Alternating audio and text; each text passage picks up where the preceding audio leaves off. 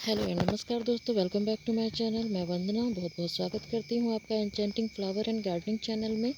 तो दोस्तों, अब जैसा कि आप देख रहे हैं कि मानसून आ चुका है, बारिश बहुत ज़्यादा हो रही है, हर तरफ हो रही है।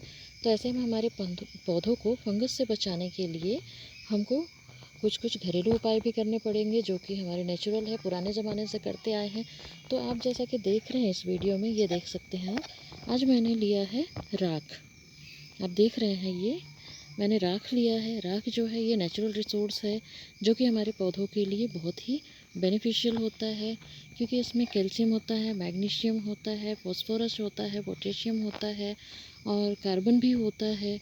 जिससे कि क्या होता है कि हमारे पौधों को बहुत ही ज़्यादा बेनिफिट मिलता है।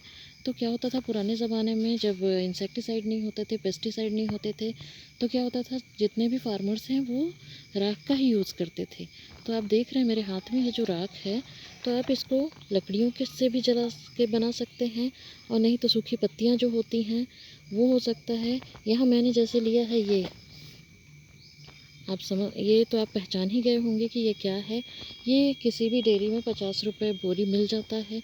ये गाय के गोबर का उपला है, कंडा है, जिसको कि मैंने जलाकर बनाया हुआ है। अगर आपके पास ये अवेलेबल नहीं है तो आप ये देखिए, ये लकड़ियों का भी यूज़ कर सकते हैं, छोटी छोटी लकड़ियाँ या सूखी टहनियाँ जो होती हैं हमारे गार्डन में, या फिर सूखी पत्तियाँ, जितनी भी सूखी पत्तियाँ होती हैं आप उसको भी यूज़ कर सकते हैं इसके लिए। तो मैंने यहाँ पे काउडंग कंपोस्ट जब यूज़ करती हूँ तो मैंने उस उपले को लिया है, जिसको कि मैंने कुछ लकड़ियों के साथ जलाया था। कुछ लकड़ियाँ इसमें बची हुई हैं, आप देख सकते हैं। तो मैंने इसको जलाया और उसके बाद ये बन गया। अगर आप लकड़ियों से जलाते हैं तो इससे क्या होगा कि इसमें कुछ कोल निकलेंगे, टुकड़े निकलेंगे, जिसको कि हमको छानना पड़ेगा। लेकिन अगर आपने इससे कंडे से बनाया हुआ है तो इसे छानने की ज़रूरत नहीं पड़ेगी। और इसमें क्या होता है, भरपूर मात्रा में पौधों में मिले ऐसा खाद है ये। और साथ ही साथ इससे फंगस भी ना लगे, इसका ये बेनिफिट होता है कि अगर हम पौधों में थोड़ा सा यूज़ करते हैं तो इससे फंगस भी नहीं लगता है। तो इसे हमको क्या करना है कि अगर पौधे हैं उसमें हमको, जैसे ये हमारा पौधा है, तो इसमें हम क्या करेंगे, अगर आपने 10 इंच के गमले में लगाया हुआ है तो उसमें आप 1 चम्मच यूज़ करेंगे। ये भी बता दे रही हूँ यूज़ कितना करना है। तो सबसे पहले मैं बता दूँ कि अगर पौधा 10 इंच के गमले में लगा हुआ है तो आपको ज़्यादा यूज़ नहीं करना है, सिर्फ 1 चम्मच यूज़ करना है। और अगर 10 इंच के गमले से छोटा है आपका गमला, तो उसमें आधा चम्मच ही यूज़ करिएगा, क्योंकि ये ज़्यादा डालेंगे तो मिट्टी अल्काइन हो जाएगी और पौधों को नुकसान होगा। तो हमको क्या करना है, इसमें ये 1 चम्मच के बराबर हमको इस पौधे में चारों तरफ डाल देना है। इससे क्या होगा कि पौधा जो है उसको अच्छी फर्टिलाइज़र मिलेगा, साथ ही साथ जो भी इंसेक्ट आते हैं उससे बचाएगा। दूसरा यूज़ इसका मैं बता दूं आपको कि इसकी जो भी पौधे हैं, जैसे उसमें मॉस आ जाते हैं, ग्रीन ग्रीन मॉस आ जाते हैं, तो आप उसमें स्प्रिंकल कर दें। उसमें स्प्रिंकल करने से क्या होता है कि वो मॉस ग्रोथ नहीं कर पाते हैं और वो जला देता है।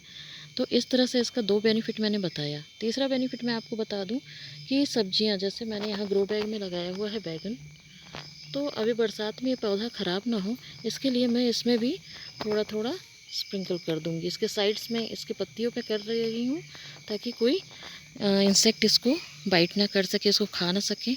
साथ ही साथ इसमें जो आपको बचेगा, इसके कोल जो बचते हैं उसका भी यूज़ है, उसमें भी कार्बन होता है। तो जैसे अडेनियम का प्लांट है और हम इसमें पेबल यूज़ करते हैं, तो हमको इस पेबल के लिए भी काम आएगा। पेबल की जगह हम कार्बन ही रख दें, इसके कोयले को ही रख दें, तो बहुत काम आता है।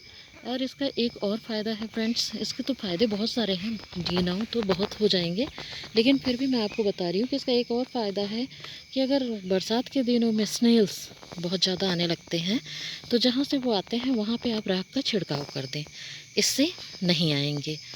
और अगर आपके पौधों में मिलीबग का अटैक हो जाए, इसमें तो नहीं है लेकिन मैं आपको बता दे रही हूँ यूज़, कि अगर आपके पौधों में मिलीबग का अटैक हो जाए तो आप इसे ऊपर में स्प्रिंकल कर दें हल्का हल्का, और उसके बाद फिर 4-5 घंटे के लिए छोड़ दें। ज़्यादा देर के लिए नहीं छोड़ना है, नहीं तो इससे क्या होगा कि पत्तियाँ जल सकती हैं। तो आपको क्या करना है, 4 से 5 घंटे के लिए छोड़ देना है, उसके बाद फिर पत्तियों को स्प्रे करके अच्छे से साफ़ कर देना है। इससे क्या होगा, मिलीबग्स नहीं आएंगे, जो भी इंसेक्ट अटैक होता है वो नहीं होगा। साथ ही साथ ये फंगीसाइड का भी काम करता है। ये जो राख है ये फंगीसाइड का भी काम करता है। पौधों में बरसात के दिनों में फंगस का अटैक का डर रहता है, तो अगर आप ये राख जो है इसको अगर आप यूज़ करें, आपने हर पॉट में एक एक चम्मच, अगर 10 इंच का पॉट है, मैं फिर से याद दिला दूं कि अगर 10 इंच का पॉट है तो आपको उसमें 1 चम्मच यूज़ करना है, या बड़ा पॉट है तो 1.5 चम्मच, लेकिन अगर छोटा पॉट है तो उसमें आधा चम्मच ही यूज़ कीजिएगा, नहीं तो मिट्टी अल्काइन हो जाएगी, पौधों को नुकसान हो सकता है। तो इसको क्या करना है कि फंगस अटैक ना हो, इस वजह से इसमें ये राख आप ज़रूर स्प्रिंकल करिए। ये एक नेचुरल रिसोर्स है, ईज़िली मिल जाता है, फ्री अवेलेबल है। आपके पास पत्तियां हैं, आपके पास सूखी टहनियाँ हैं, या फिर आप जो कंडे यूज़ करते हैं, इस तरह के कंडे अपने पौधों के लिए यूज़ करते हैं, तो आप उसे भी ले सकते हैं। और जैसे जो भी पौधे हैं ख़राब होने से बचाने के लिए हम इसका यूज़ करें तो ज़्यादा अच्छा रहेगा।